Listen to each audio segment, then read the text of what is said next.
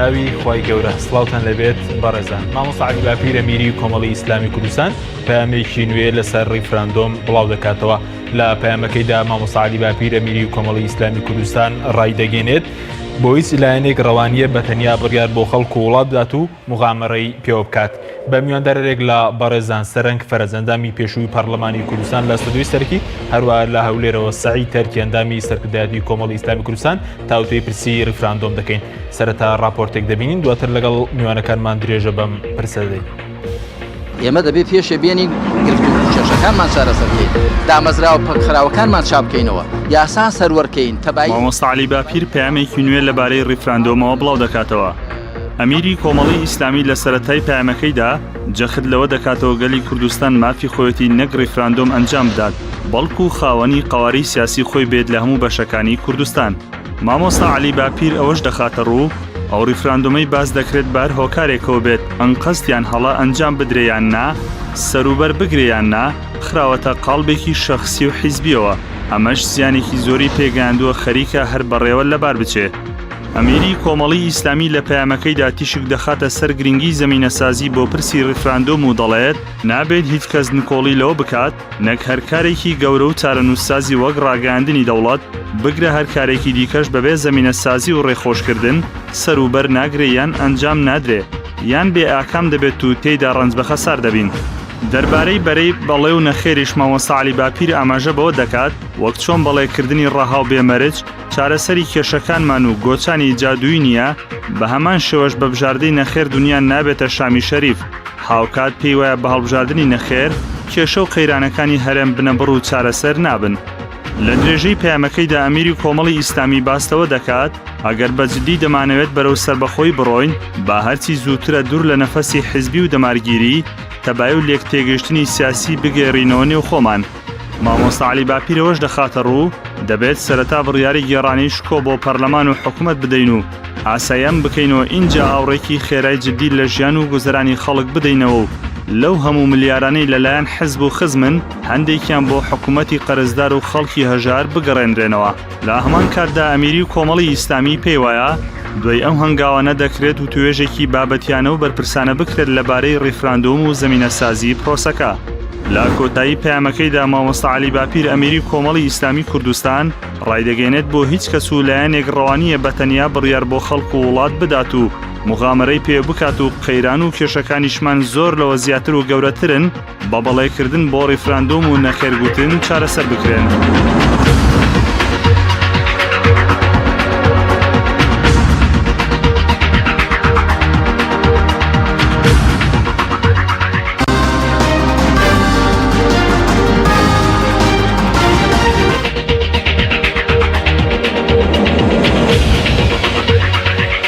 سڵاوتان لەبێت بەڕێزان سوپاس بۆ میوانەکانمان بەخێر بێن سوپاس بۆ ئامادەبوونتان.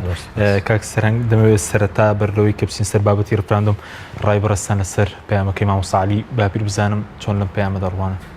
زۆر سوپاس بۆ جەنابتان و بۆ میوانی ئازیزیش و بۆ بینەرانی ئازیزی کەناڵی ئازیزی پەیام. دیارە کۆمەڵی ئیسلامی و بەتایبەتی جەنابی مامۆستا عەلی باپیر ئەمڕۆ لەسەر ساحەی سیاسی کوردستان سەنگ و قورسایی خۆیان هەیە. ئەو کۆمەڵی ئیسلامی بۆ ناسراوەتەوە کە خاوەنی مەوقیفی سابتی خۆیەتی و حیزبێکی سیاسی زۆر ڕوونە لە مەوقیفەکانیە و دیارە ئەم پەیامەی جەنابی مامۆستا عەلی باپیریش هەر لە چوارچێوەی ئەو سیاسەتە ڕوونەی کۆمەڵایە کە سیاسەتێکی سابت و ڕوونە کە جەختکردنەوەی لەسەر پەیامەکانی پێشتری کۆمەڵی ئیسلامی لەسەر ئەو سەوابتانی کە لەسەری بووە کە پێم وایە لە مجمەلا لەگەڵ بزوتنەوەی گۆڕان و لەگەڵ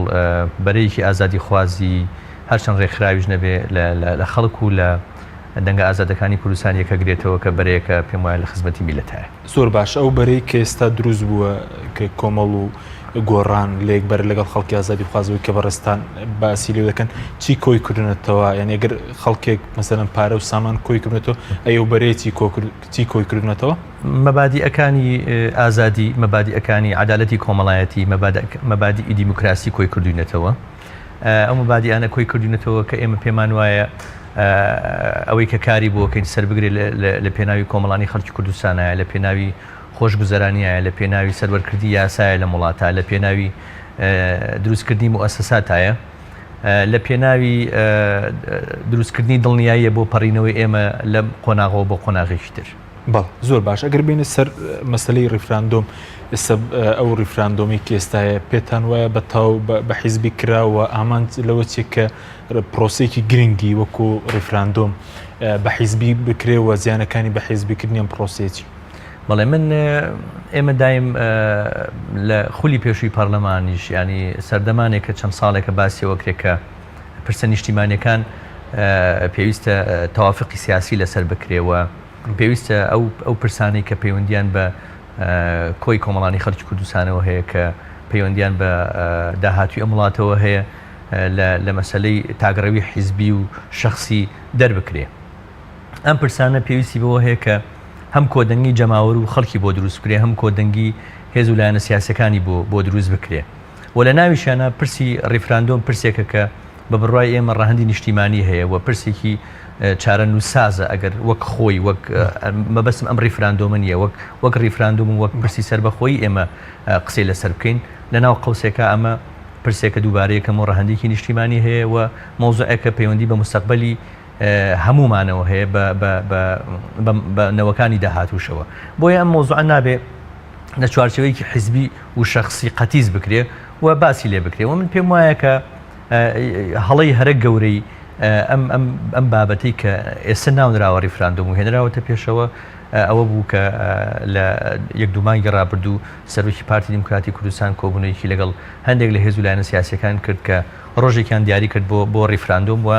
ئەم پرسیان بە تەواوەتی داماڵی لە پرسێکی نیشتیمانی کردیان بە پرسێکی شخصی و پرسێکی حیزبی ئەمە هەر لە سەرەتاوە دابەشبوونێکی لەناو شەقامی کوردیا دروست کرد دابەشبوونێک بەومانەی کە بەرەیەکی بەهێز و هەندێک وەکو باسم کرد حیزبی سیاسی و خەڵکی ئازادی خواست پێی وایە کە ئەم بابەتێکە پێویستە زەمینە سازی بۆ بکرێ و پێویستە هەنگاوی جددی بۆ بنرێت پێویستە لە قاڵبە شخصی و لە قاڵبە حیزبەکان ببرێنە دەرەوە چکە ئەگەر بەم ئاراستەیە بڕوا بەڕاستی دیارەکە مەسیرەکەی شکستە و ئێمە نامانەوێت کە مجازفە بە دوا ڕۆژی میلەتەکەی خۆمان بە دوڕۆژی وڵاتەکەی خۆمان بکەینەوە خۆمان بخەینە بەردەمی ئەو مەترسیە ئەو ریسکە کە لە ئێستا پێمان وایە هیچ ضرورەتێکی بەڵێ سوپاس دەکەم دواتەکەم بۆ لای بەڕێز کاک سەرنگ ئەگەر بچینە هەولێر لای مامۆستا سعید زۆر سوپاس بۆ بەشداریکردن لە بەرنامەکەماندا دەمەوێت سەرتا لەوە دەست پێ بکەم بۆچی ئێوە وەکو کۆمەڵی ئیسلامی و بزوتنەوەی گۆڕانیش مەسەلەن کە دوو هێزن کە بەردەوام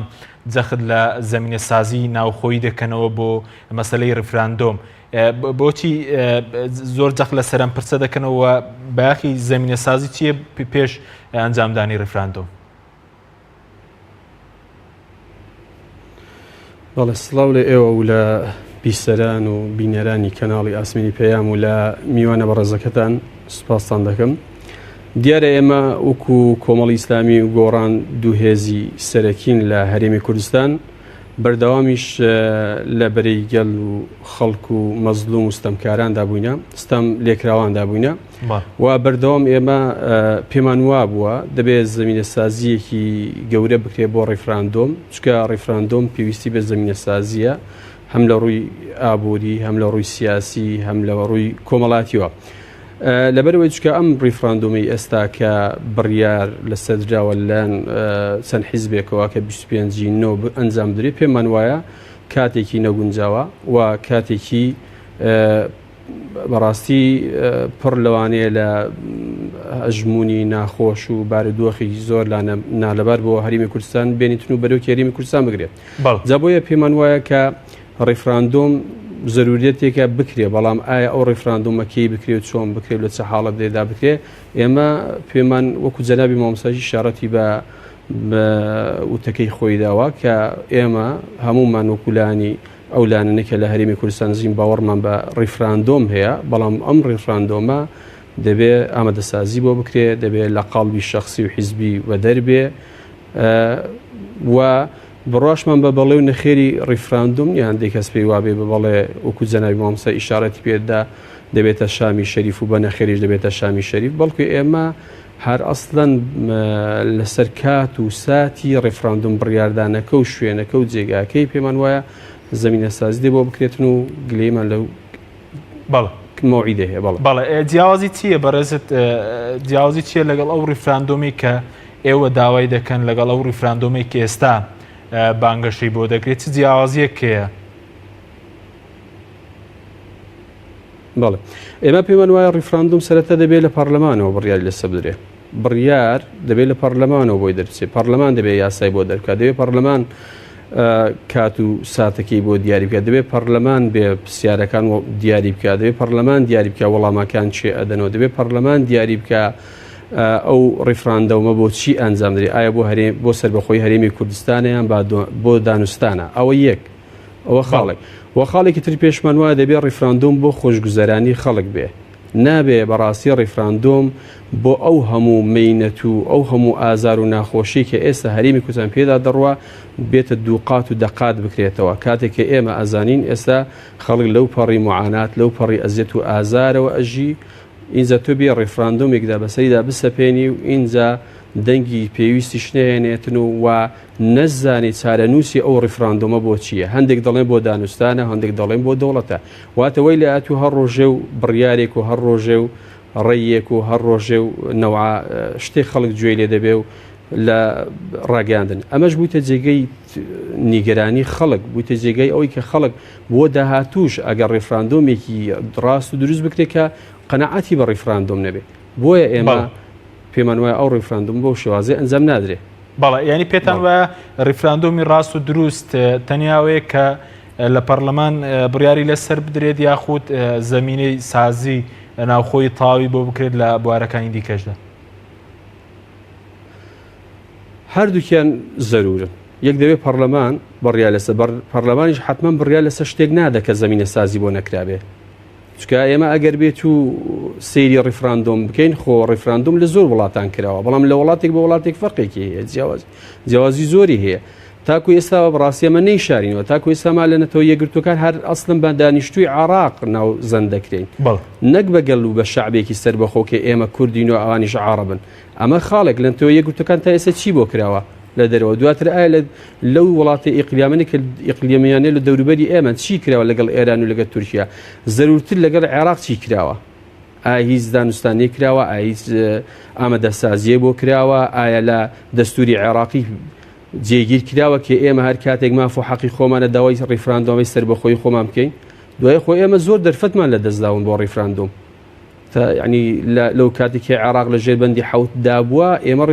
ئێمە بۆچی داوای سەربەخۆمان دەکرد جاوای ڕیفراندۆمانە دەکرد بۆچی دەبێت لەو ئانوساتە کاتێک پشتگیری بەندی حوتەممان کردوکەی عێراق کامل سیادی خۆی هەیە کامل دەسەڵاتی خۆی ئەو زەبێت داوای ڕیفراندۆم بکەین ئەمە زۆر سەیر و سەمەرا و بەڕاستی و شێوازە بۆیە ئێمە پێمان وایە هەم پەرلەمان هەم زمینە سازی لە هەموو بوارەکان لە بواری سیاسی لە گەیشتنی لانەکان بە ئیتفاقێکی سیاسی و بە زمینە سازیکی ئابووری چاک بۆ ئەو خەڵکە بە خۆشگوزەرانی خەڵک و ناکرێت تۆ ڕیفراندۆمێ بکەیت لە دوو مانگ و سێ مانگیش تێنە پەڕی خەڵک تووشی برسێتی و نەهامەتێکی زۆر گەورە بێتە بازێکی گەورە و ئیتر خەڵک تا 100 ساڵی دیشبیر لە دروستبوونی دەوڵەتی کوردی نەکاتەوە ئەمە هەموو مەئساتن هەموو وێرانکارین بۆیە ئەگەر تەماشای بکەین ڕیفراندۆم زۆر کراوە لە شوێنان زۆر لە وڵاتان کراوە سەرکەوتوو بۆی وهەیە و سەرکەوتوش نەبووە بەڵام ئێمە ئێستا هەر دەڵێن ڕیفراندۆم دەکەین ئەگەر هەموو وڵاتان هەردڵێن ناکرێت ڕیفراندۆم بکرێن ناکرێت ئەنجام بدرێ کاتەکەی ئەو کاتی ڕیفراندۆم نیە بەڵام ئێمە هەر برێندەی کەین و ئەنجامی ئەدەین ڕاستی ئەمە کارەساتە بەڵێ سپاس دەکەم دواتر گرێم وڵای بەرز کاک سەرنگی بگەڕم وڵای بەرز بۆچی گرینگە بەر لە ڕیفراندۆم بۆ نمونە ژیانی خەڵک باش بکرێت حکوومەت پەرلەمان ئەوانە ئاسایی بکرێنەوە لەبەرەوەی ئەولەوێت هەیە ئێستا ئەولەوێت لای خەڵکی کوردستان مەسەلەی ژیانە باشە ئەوە مەسەلەی دەستکاریکردی ژیانی خەڵک و قوتی خەڵک و موچە و معاشی خەڵک بابەتێکی دەستکردە بە بڕای من بابەتێکی دەستکردی سیاسیە بابەتێکە بۆ عقوبەدانی خەڵکە چونکە ئێستا نە پەرلەمان هەیە چاودێری حکوومەت بکات نە پەرلەمان نە موسسەیەکی چاودێری هەیە چاودێری فرۆشتنی نەوت بکات چاودێری گۆڕینەوەی پارەی نەوت بکات بۆ دیناری عێراقی چاودێری چۆنێتی سەرفکردن بکە لە غیابی هەموو ئەمانە تۆ گومانێکی ئێجگار گەورە ئەخەیتە سەر کۆی پرۆسەکە و لێرەوە قسەکەمە بەسمەوە بۆی کە مەسلەی دەستکاریکردنی ژیانی خەڵک و قوتی خەڵک مەسلەیەکی دەستکرد و مەسلەیەکی سیاسیە ئەبێ ئەم مەسلەیە یەکلایی بکرێتەوە چکەمە ئەولەوێتە لای خەڵک بە چ بەڵگەیەکەمە دەستکردە و بە بەڵگەی چاودێری نییە بە بەڵگەی کە چاودێری نییە ئێستا کوێ ئەزانێت ماگانە چەند ئەفرۆشرێ بە چەند ئەفرۆشرێ پارەکەی چۆن دێتەوە لەکوێ ئەگۆڕێتەوە دۆلار بە چەند ئەگۆڕێتەوە بە دیناری عێراقی پارەکەی چۆن سەرفەکرێ هەموو ئەمانە ئەم پرۆسەیە بە تەواوی لەژێر گومان و پرسیارایە بۆیە لە نەتیجەی بوونی گومان و پرسیارێکی زۆر لەسەر کۆی ئەم پرۆسەیە ئەگەینەوە قەناعەتی کە ئەم بابەتێکی دەستکردە ئەگەر پەرلەمانی کوردستان هەبوایە ئەگەر موسسەتی چاودێری هەبوایە زۆر بە شەفافی وەک حکوومەتی عێراقی کە سەری زمان و بنی زمانی هەندێک سیاسی ئەم وڵاتە نەقد کردی حکوومەتی عێراقیە لەو ڕۆوە من مەبەستم نایبەستمەوە بەشتی ترەوە بەڵام لانی کەم با ئێمە لە مەسلەی فرۆشتنی نەوت و شەفافێتی فرۆشتنی نەوت تا چاو لە عێراق بکەین ڕۆژانە تۆ ئەتوانی داتای فرۆشتنی نەوت لە عێراقا بەدەست بێنی باشە لێرە ماوەیەک بڵاویانە کردو ئێستا ئەوش دەماوە کۆمپانیەکیشان هێنا بۆ مەسلەی چاودێریکردنی وەزارەتی سامانە سروشتیەکان و فرۆشی نەوت و ئەوانە ئەوش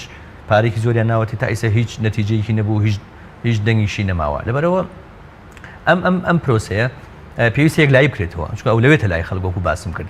زائیدەن مەسلەی کارەکردنەوەی پەرلەمانی کوردستان مەسلەی ئاساییکردنەوەی پەرلەمانی کوردستان بابەتێکی تەحسیل حاصلە هێزێکی سیاسی بە قووەتێک بە هێزی عسکەری هاتووە دەرگای پەرلەمانی کوردستانی داخستووە کە پەرلەمانی کوردستان هەم وەکو موسسەیەک پیرۆزی خۆی هەیە و پەرلەمانی کوردستان نوێنەرایەتی هەموو خەڵکی کوردستانەکە هیچ هێز و لایەنێکی سیاسی هیچ سەرکردەیەکی سیاسی ناتوانێت نوێنەرایەتی خەڵکی کوردستان بکەم بەس پەرلەمانی کوردستان بە پێی یاسا نوێنەرایەتی خەڵکی کوردستانەکە بە تایبەتی لەم قۆناغا کە ئێمە لە فەراغی یاسایی سەرۆکایەتی هەرێمە ئێستا لەو قۆناغاین لەبەر ئەوە مەسلەی ئاساییکردنەوەی پەرلەمان تەحسیل حاصلە ئەبێ بکرێ نەبەسرێتەوە بە هیچ پرسێکی ترەوە دوجار مەسلەی قوت و ژیانی خەڵک بابەتێکی زۆر ڕئیسیە پرسێک لای بکرێتەوە اینجا ئێمە قسە لەسەر بابەتی تر بکەین بەڵام هەندێک خەڵک سەبوون منەکەیەوە و داواکارێتەنە ئێستا تا ژیانی خەڵک باش بکرێت حکوومەت پەرلەمان ئەم دۆخە ئاسایی بکرێت و پێیان وایە کە ئێوە ئەم پرسانەتان پێی گەورەترە لە سربەخۆی یاخود بڕاتان بەوە نیە کەم سربەخۆی ئێستا سربەخۆیکی ئەو ڕێفراندۆمێکی ڕاستەقینە نییە کاکەوە ئەوە زەمینە سازیە ئەمەی کە باسیکەین مەسلەی باشکردنی ژیانی خەڵک مەسلەی ئاساییکردنەوەی موسساتە شەرعیەکانی هەرێمی کوردستان مەسلەی حلکردنی کێشە سیاسیەکان بە کێشەی سەرۆکایەتی هەرێمیشەوە بابەتی ئەنجامدانی هەڵبژاردنە وەختی خۆیان ئەمانە هەمووی مەسلەی زۆر ئەساسین ئەمانە زەمینە سازین لەسەر ئەمانە ڕێکەوتی ئەکرێت لە ناویشە باسی مەسلەی پرسی ڕیفراندۆم و ئەو بابەتانە بکەیت هەتا ئەمە نەکەی بە بڕای من ئەم بابەتە هیچ متمانەیەکی لانی کەم هێزە سیاسەکانی وەکو کۆمەڵ و گۆڕان و خەڵکی ئازادی خواز و بەشێکی زۆری خەڵکی کوردستان نیە بەڵام ئەوەی کێسەوە داوای دەکەم بۆ نمونە پەرلەمان بڕیار لەسەر ڕیفراندۆم بدات چ جیاوازێکی هەیە لەگەڵەوەی کە ئێستا بڕیار لەسەر درا بۆ نمونە سوودەکانی چینە مەسەڵەن ئەگەر پەرلەمان بڕیار لەم پرسەدا جیاوازێکی چی جارێ ئەر وەکو ملاحەزەیەک مەش نییە پەرلەمان ئاسایی بێتەوە قەرار لەسەر بابەتی ڕیفراندۆم با پەرلەمان ئاسایی بکرێتەوە ئەو کاتە پەرلەمانی کوردستان نوێنەرەی فراکسیۆنەکان کە لەوێن هەموو فراکسیۆنەکان لەوێن هەموو حیزب سیاسیەکان ئەوانەی کە نوێنەریان هەیە لە پەرلەمان لەوێن باوانە قەرار بن لەسەر ڕیفراندۆم قسە ئەکەن یا قسە ناکەن بابەتێکی تر بۆ جانبی دوم پرسیارەکە جەنابەت هەر وەکو باسم کرد پەرلەمان موسسەیەکی شەرعیە هەڵبژێراوی خەڵکە و بە پێی یاسا نوێنەراتی خەڵکی کوردستانەکە ئەوە ئەتوانێت لەوێ هەر پرسێک یەکلایی بکرێتەوە بە پێی یاسا و ڕێکاری یاسایی بێتە بەروانە زۆر جیاوازە لەوەی کە کەسێک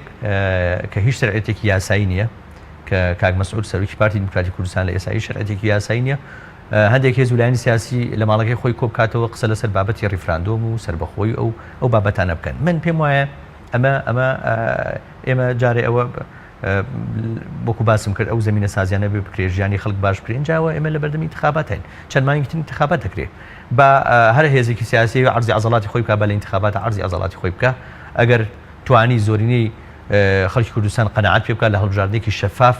لە هەڵبژاردنێکی دروستە ئەو کاتە ئەتوانێت لە ناو پەرلەمان لۆبی بۆ بکە هەر بڕیارێکی بێ بە زۆرینە بەڵام جیاوازێکە چییە بۆ نمونەوەی کە حزب بڕیاردا و پەرلەمان سوودەکەی چی من باسی ئەوم کرد ینی پەرلەمانی کوردستان شەرعێتی هەیە مؤسسەیەکی شەرعیە نوێنەرەکانی نوێنەری خەڵکن بەڵام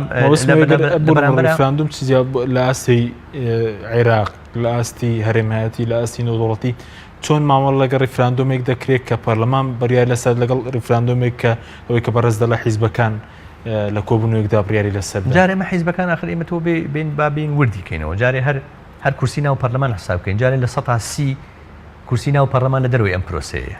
ئەمە مۆزوعێکە کە ئەبێ پرسیارێکی جدی یانی اینجا بابێنە سەرەوەی کە لەم حیزبە سیاسیانە بەوانشی کەچوون بۆ مەسەلی بابەتی ریفراندۆم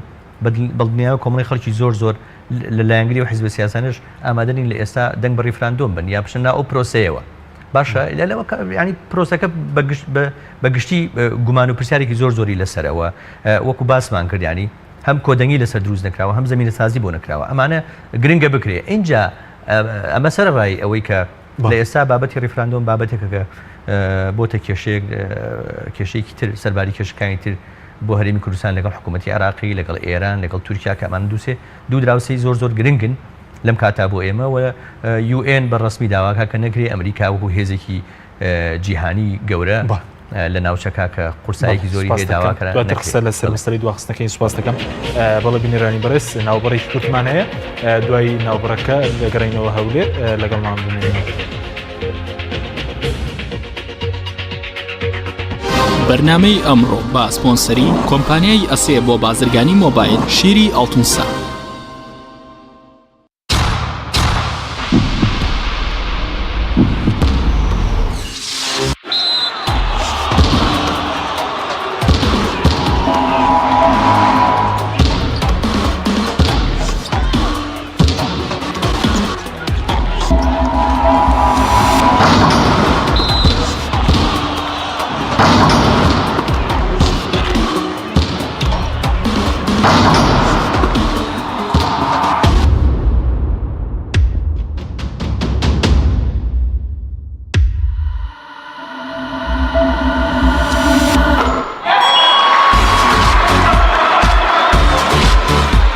سەرکەوتنە گەورەیە تەنها شیری وشکی ئەڵتونسای تەمێکی ڕاستەقینە و 100% سروشتی نۆشی کەو هەمیشە بە بەهێزی بمێنەرەوە. نوێترین ئۆفەر لە کۆمپانیای ئەسێەوە ئێستا مۆبایلی زیرەکی ئەسێ Q5S 4G LTE کە بە فینگرپرینت کار دەکات بە قستی مانگانەی تەنها 59,000 پێشەکی و مانگی تەنها 14,000 دینار. نوێترین مۆبایلی زیرەک و پێشکەوت و بە نزمترین نرخ بۆ تۆی خۆشەویست ئەسێ Q5S 4G LTE. کۆمپانیای بەیزا لە پێنە و بەرەنگاربوونەوەی قەیرانی دارایی و پێشکەشکردنی باشترین ئامری کارەبایەتی نۆماڵ کۆمپانیای بەیزا بووە بریکاری گشتی کۆمپانیای زەمگی ئیتالی هەروەها فرۆشتنی بەرهەمەکانی باقیستی هەژدەمان بە هاوڵاتیان سەلاجە و مجەمیدە هەموو جۆرەکانی سپلێت تەلەڤیزیۆن و تەباخ و مڕەشەح فرن و مایکرۆ گسکی کارەبایی غەسالەی جلشتن و قاپشتن بەیزا مامی هاوڵاتیان. کۆمپانیای دنیا دیکۆر کۆمپانیای دنیا دیکۆر ئامادەیە بۆ دانانی دیکۆراتی ماڵ و شوێنە گشتی و حکومیەکان. کۆمپانیای دنیا دیکۆر هەڵدەستێت بە دروستکردن و دانانی کەوانتەر و ژووری نووسن و ئۆفیسی گەشت و گوزار و جبسم بۆردی مەغریبی و کاغەزی دیواری ئیتاڵی و تەختەی ئەرزی تورکی و ئەڵمانی و جیاکردنەوەی هۆڵ بە HDF و MDF و داری سروشتی. کۆمپانیای دنیا دیکۆر دنیایەک بۆ دیکۆراتەکانتان. ناونیشان سلێمانی فەرعی یەکەم شەقامی بازنەی مەلیک مەحموود بەرامبەر پارکی مەلیک مەحموود. فەرعی دووەم شەقامی بازنەی مەلیک مەحموود بەرامبەر سۆپەرمارکێتی ئاڵتون. فەرعی سێیەم ناوچەی پیشەسازی یەک بەرامبەر تاقیگەی بیناسازی. کۆمپانیای دنیا دیکۆر. تۆپ ئارت تاکە بریکاری تۆڕی میدیایی کۆمەڵ بۆ دروستکردن و بڵاوکردنەوەی ڕیکلام. تۆپ ئارت.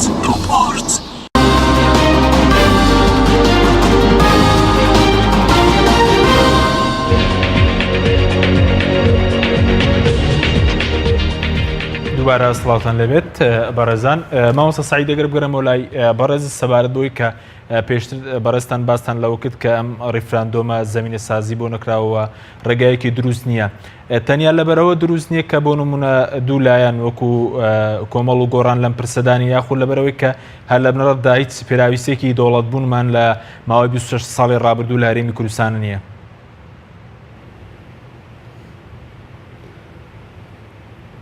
بەڵێ پێم وایە تەنها لەبەر ئەوەی نییە کە کۆمەڵ و گۆڕان لەو پرسەدانیان لەو کۆبنوانە بەشدارن مشارەکانی پێمان وایە زەمینە سازیەکی زۆری دەوێت کە بۆی نەکراوە. یەک لەوان کە لایەنە کوردستانیەکان تاکو ئێستا پێکەوە نەگونجاون یان نەسازێنراون یان کۆبوونەوە ئەنجام دراوە یان دەرفەتێکی وا نەڕەخسێنراوە کە ئەم پێنج لایەنە پێکەوە دابنیشن و بۆ ئەوەی بگەن بە ئیتیفاقێک و بۆ گەیشتن بە دەرئەنجامێکی چاک. ئەمە خاڵێکی تر لە کارکەوتنی پەرلەمان کە ئەمەش خۆی لە خۆیدا یەکێکە لەو خاڵانەی کە وای کردووە کە وەزعی هەرێمی کوردستان و بارودۆخی هەرێمی کوردستان بەم ئاقارەدا تێپەڕێکی ئێستا ئێمە هەرێمێکین پەرلەمانمان لە کار کەوتووە کە پەرلەمانیش خۆت دەزانی شوێنی بڕیاردان و چاودێریکردن و داڕشتنی یاسا و کۆمەڵێک دەستورە کە زەرورە هەر هەرێمێک هەر وڵاتێک کە پەرلەمانی هەبێتن و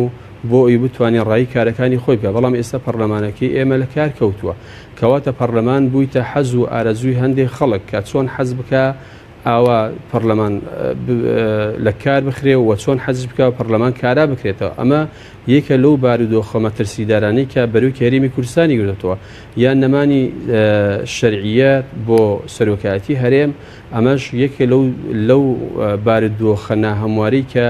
دیسان بەرەوەی هەرێمی کوردستانی گرێتەوە تۆ چۆن دەچێنەوە ڕیفراندۆمێک بەبێ پەرلەمان و بەبێ سەرۆکێکێکە شەرعیەتی مابێ. یان خاڵێکی تریش کە زۆر گرینگە ئەمیش بریتە پەیوەستە بە بژێوی خەڵک کە ئێستا ئێمە ئەزانین قوت و بژێوی خەڵک بەردراوە ئەنی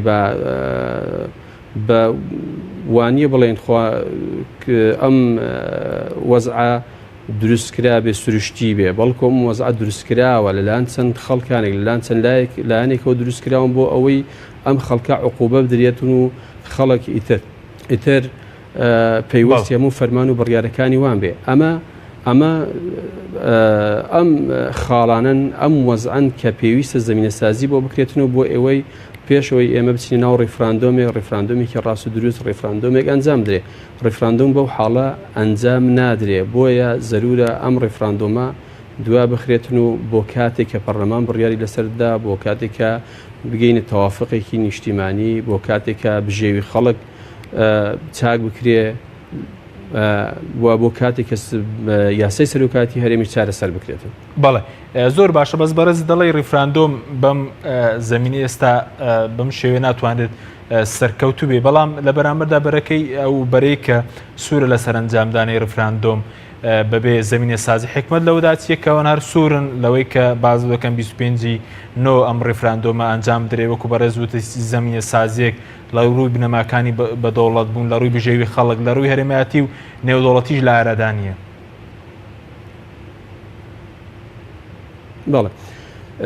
ئێمە پێمان وایە ئەو بڕیارە زیاتر بوویتە بڕیاری شەخسی یان حیزبی لەوانە پێی وابێ ئەگەر بێت و لەو بڕیارە پاشە گەز بێتەوە ئەمە ئەبێتە قەیرانێکی زۆر گەورە بۆ خودی خۆیان بۆ خودی ئەو حیزبانەی کە بڕیاریان لەسەر ئەو قەزیەی داوە کە ئێمە پێمان وایە ئەمە گەورەترین هەڵە بووە کاتێک کە کۆمەڵە حیزبدا بریشن بڕیار لەسەر چارەنووسی ئەم خەڵکە بدەن خۆی دەبێت نوێنەرانی خەڵک و پەرلەمان بڕیار لەسەر ئەو قەزیەی بدە. دواتر ئێمە ئێستا تووشی حاڵەتێک و وەزعێک و بارودۆخێکی وا کراوین ئەگەر ڕیفراندۆم ئەنجام بدەین بارودۆخەکەمان هەر خراپە ئەنجامی نەدەین هەر خراپترە بە بەڵێ هەر خراپە بە نەخێر هەر خراپترە و ئەگەر ڕیفراندۆم لە ناوچەدا بڕاوەکانی هەرێمی کوردستان ئەنجام بدەین هەر لەوانەیە تووشی شکستێکی خراپ ببێن و ئەگەر ئەنجامیش نەدەین دیسان قەزیەکی ترە یعنی ئەم خەڵکەوە ئەم قەیرانی هەرێمی کوردستان تووشی حاڵەتێکی وایان کردووە کە بوویتە وەزعێکی زۆر خراپی وەزعێکی نێودەوڵەتی کە تاکی کوردیش بڕوای بە هیچ قەزیەک نەماوە کە ئەمە پێم وایە زیاتر ئەو حاڵەتەیە حاڵەتێکی نفسی بۆ ئەو خەڵکە دروستکەوە پێشم وایە زۆر تەبیعیە کاتێکە پاشگەز بینەوە لە ڕیفراندۆم زۆر ئاساییە ڕیفراندۆم هەڵگرن بۆ کاتێکی تر بۆ وەختێکی تر چکە ئێمە وەکو باسمان کرد لە سەرەتەوە ئێمە تا سەر ئێسقام بڕۆمان بە دەوڵەتی خۆمان و سربەخۆی خۆمان هەیە بەڵام چۆن دەبێ وەکو باسمان کرد دەبیست زمینە سازیکی چاکی بۆ بکرێتن و بۆ ئەوی ڕێفراندۆمێکی سەرکەوت و ئەنجام دەین بۆی ببین بە دەوڵەتێکی سربەخۆ دواتر شەرتیش نییە ئێمە بتوانین لە پێمان وابێ دەبێت تەنها هەر وڵاتی خۆمان تەنها بەس ڕیفراندۆم ئەنجام دەگە ڕیفراندۆم ئەنجام دەنیابین بە دەوڵەت زیاتر ڕیفراندۆم بۆ ئەو وڵاتانە ئەنجام درێت کە گومانیان لە ئیرادی خۆیان هەیە گومانیان لە دەسەڵاتی خۆیانە گومانیان لە بەڕێوەبردننی خۆیان هەیە خۆ ئێمە میلەتێکین خاوەن مێژوو جوگرافیا و خاوەن خەباتی 100 ساڵین بۆ دەبێ گومانمان هەبێت لە خۆمان کاتێ دەبێت لە بڕیاری ڕیفراندۆم بدەین بەڵای سوپاس دەکەم دواتەگرم وڵای بەڕێزت کاکسەرانی بگەرم وڵای بەڕێزت زۆر ئەو پرسیارە دەکرێت لەلایەن دەسەڵاتدارانەوە تایبەت ئەوانەی کە سەرکردایەتی بەرەی بەڵای دەکەن باس پرسیار ئاراسی بوون و ئێوەش دەکەن کەی کاتە گونجاوەکەیە بۆ ڕیفراندۆم ئێوە وەڵامی و پرسیارتان لای خۆتان دەستکەوتووە کەی کاتی گونجاو بۆ ڕیفراندۆم و سەربەخۆی بڵێ بە بڕای من کاتی گونجاو ئەو وەختەیە کە متمانە دروست بکرێتەوە لە بینی هاوڵاتی و دەسەڵات ژیانی خەڵک باش بکرێ احترامی کەرامەتی ئینسان بگیرێ ئازادی بۆ خەڵک دەستەبەر بکرێ دیموکراسی بچەسپێت یاسا سەروەر بێ خەڵک هەست بکە کە ژیان و گوزەرانی لە وڵاتە پارێزراوە خەڵک هەست بە دڵنیایی بکە خەڵک ئەم نیشتیمانە بەهی خۆی بزانێ هێزی ئاسایش و هێزەکانی ناوخۆ بێلایەن بکرێن هێزی پێشمەرگە بکرێ بە هێزێکی میهەنی و ژیانیان باش بکرێ ژیانی کەسوکاریان باش بکرێەوە ئیلا ئاخریه کە ئەمانە کرا اینجا وەختی ئەوەیە کە ئێمە هەر بڕیاریتر بێ لەسەر چارەنووسی ئەم وڵاتە بەڵام هەموو ئەمانەی کە باسم کردنیە لە غیابی ئەما تۆ ناتوانانی بەڕاستی دەست بە ئەو مۆزوع ئەبەری و من ئێستا شتێکم نادروست بوو بەحەقەت ئێمە کە باسی ڕیفراندۆمەکەین باسی ڕیفراندۆمی ساڵی 2005 ەکەین کە لەگەڵ هەڵبژاردننی پەرلەمانی عێراقا ئەنجام درا کە باسی ئەو ڕیفراندۆمەکەین کە بەشێکی هەرە زۆری خەڵکی کوردستان دەنگیا بۆ سەربەخۆی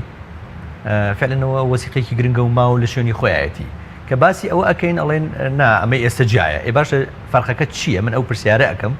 فەرقەکە چییە لە کاتێکە ئەمەی ئێستاش UN سەرپەرشتی ناکە نەک سەرپەرشت ناکە دژی وەساوەتەوە لەگەڵ ئەوە نیە بکرێ باشە ئەم ڕیفراندۆمە لەگەڵ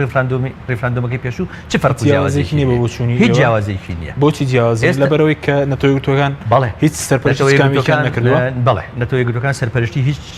هیچیان پەرلەمانی بڕیار لەسەر نەدراوە لەبەرەوە هیچیان پەرلەمان بڕیاری لەسەر نەداوە لە هەمووی گرنگتر ئەزانی ڕیفراندۆم بۆ بابەتێکی لەو بابەتە بۆ ئەمەی کە باسەکرێ زۆر گرنگە کە UN کە نەتەوە یەکگرتوەکان سەرپەرشتی بکات کە نەتەوە یەکگرتوەکان سەرپەرشتی ناکات چ پەیامێکی تێدایە پەیامی ئەوەی خەڵکی کوردستان پەیامی تێدایە کە نەتەوە یەکگرتوەکان ئەمریکا ئەوروپا جیرانەکانمان لەگەڵ ئەم ریفراندۆمنین لە ئێستا ئەنجام بدرێ باشە بەڵام ئێمەش باسی ئەوە ئەەکەین جگە لە بوونی ئەمانە لە ناوخوا زمینە سازی باشەگەر نەتەوەیەکگرتوەکان سەرپەرشتی کرد بە چ سوودێکی دەبوو کە ئێستا نایکە سوودەکەی نەتەوە یەکگرتوەکان سەرپەرشتی پەیامێکی سیاسی زۆر گرنگی تیا بوو کە بە فعلی نەتەوە یەکگرتوەکان لە ڕووی یاساییەوە چاوەڕێ ئەوە کە ئەم میلەتە چ بڕیارێک بات کە احترامی بڕیاری ئەو میلەتە ئەگیرێ و لە مەجلیسی ئەمن و لە UN کار لەسەر ئەو نەتیجەی ریفراندۆمەکە ئەکرێ بۆیە ئێستا کە بەم شێوەیە ئەم ریفراندۆمە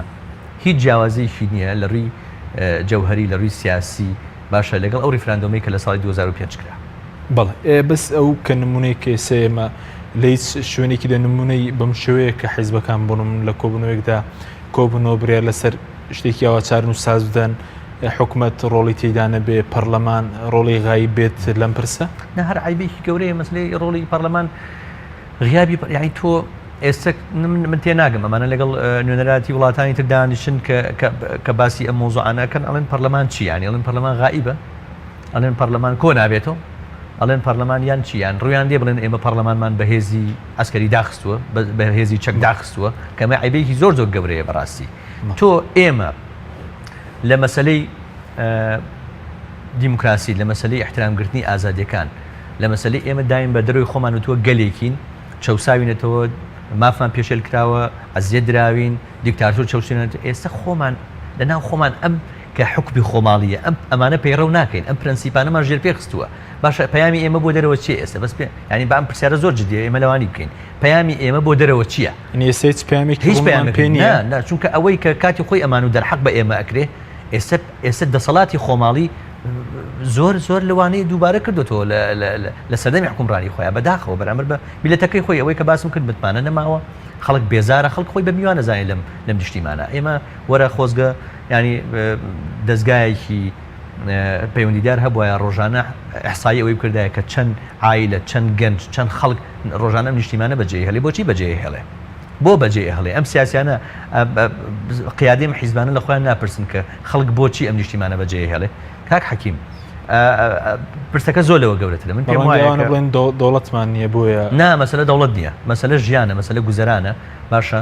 مەسەلە هاسکردنە بە ئارامی پاراستی کەرامەتەوەکو باسم کرد هەموو ئەوانە تەسیری هەیە لەسەر بێئەمەلکردنی خەڵک لەسەر ئەوەی کە خەڵک هەست بکە لەم نیشتیمانە میوانە ئەمە جێگەی ئەو نیە ڕاستەری خۆی هەڵەگرێتێ بۆ وڵاتێکی تر لەوێ ژانی غریبایەتی هەڵبژێرێ و هەموو ئەم مەسەلانە ئەو حیزبانە لێ بەرپرسیارن کە ئێستا بە ناوی ئەمیلەتەوە قسەکەن لەبەرەوە ئەمە مۆزوعێکی زۆر ئەبێ قەتیعەیەک دروست بکرێ مۆزوعێکە ئەبێ لە ئێستا بەسەراحەت بەم حیزبانە بوترێک کە ئەم مەسئلەیە قبول ناکرێت و من بەیاننامەکەی دوێنێ بزوتنەوەی گۆڕان لەگەڵ ئەوەی پێشتوری کۆمەڵیش بە دوو بەیاننامەی زۆر گرنگە زانم لە چیدا بە گرنگیە نەزانم لەو ڕۆ کە هەم ئەو خاڵانەی دیاری کردووە کە پەیوەندی بە ژیانی ڕاستەوخۆی خەڵکەوە هەیە پەیوەندی بە داهاتوی وڵاتەوە هەیە پەیوەندی بە احترامکردنی یاساوە هەیە پەیوەندی بە حلکردنی کێشە سیاسی و کێشە ئابوووریەکانی وڵاتەوە هەیە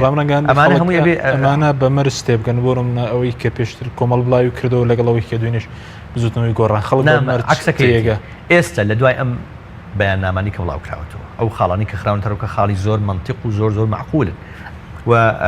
وردیش کرانەوە تقریبا تا ڕادەیەک لە دوای ئەمە ئەگەر پارتی بیانوو بگرێ ئەوە ئیسپاتی ئەوە ئەبێ کە پارتی بە فعلی ئەوێ پەرلەمان کارە بکاتەوە بەس بوو ئەوەی پەرلەمانی کوردستان لە میحنەتی مەسەلەی ڕیفراندۆم بیهێنێتە دەرەوە و ئەوەندەی من تێگەشت بم پارتی لەو مۆزوع شکستێکی گەورەی خواردووە باشە بوو ئەوەی لە پەرلەمانی کوردستان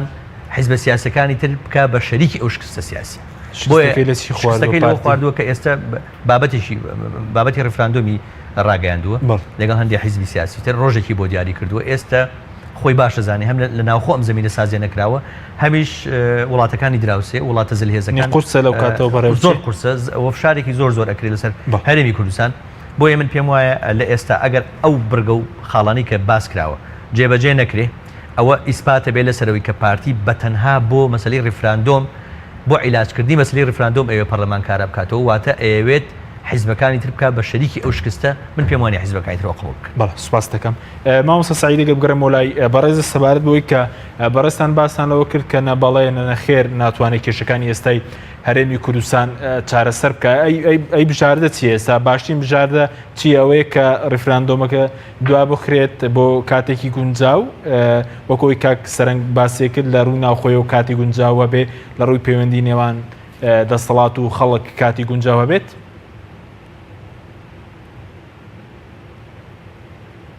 بڵێ ئێمە باسی ئەومان کرد زمینە سازی بکرێت بۆ پێش ڕیفراندۆمێک ناکرێت تۆ ڕیفراندۆمی ئەنجام بدەی پێشەوەی زمینە سازی بۆ ئەنجام بدەی ئێستامە هیچ زمانی سازیەکمان بۆ ئەنجام نەداوە لەوانەیە زۆربە ئەو حیزبانەی کە بەشداریشن لە مەسەلەی ڕیفراندۆم و لە لیژنەکان لەوانەیە جەماوەرەکەی خەڵکەکەی زویر بن دەنگ بە بەڵێ نەدەن ئەمە خاڵێکی تریش خۆ ئێمە دەبێت بزانین ڕیفراندۆم